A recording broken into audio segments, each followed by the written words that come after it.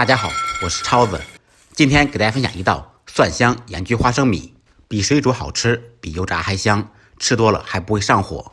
做法非常简单，首先准备500克花生米，少许去皮的大蒜，把花生米倒入盆中，加入温水浸泡5分钟左右，泡至表皮微微发皱就可以了。泡好以后倒出，彻底控干水分。利用这个时间把大蒜切成片，再来1小块生姜，同样切成薄片。控干水分的花生米再次倒入盆中，放入姜片、蒜片，少许13香，一点点高度白酒。放白酒焗的花生米更香更脆。用手搅拌均匀，腌10分钟左右。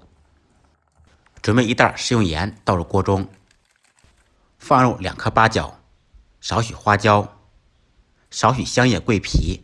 先开大火把盐炒热，盐热以后放入腌好的花生米、姜片、蒜片。这个时候改开中火慢焗，全程大概需要5分钟左右，要勤翻拌，使其受热均匀。举一反三，用同样的方法也可以做盐焗核桃，甚至大虾，想吃啥就焗啥。有的朋友做这道菜总是感觉不是很酥脆，今天我把重点技巧告诉您。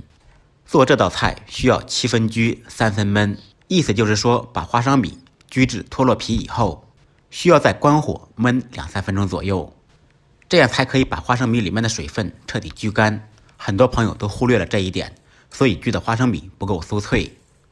超子教大家做菜都是实实在在的教大家干货，希望大家都能学会。希望朋友们看完视频给超子点个赞，支持一下。您的点赞、支持、转发就是给我的动力。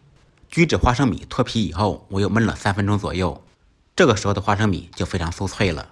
晾凉以后，那真的是嘎嘣脆，嗷嗷香。把花生米过滤掉盐，用罩里捞出。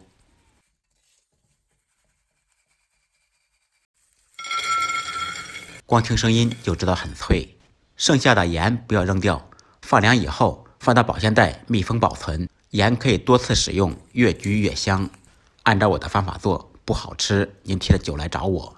感谢朋友们支持点赞，再忙再累记得按时吃饭。下期视频见，拜拜。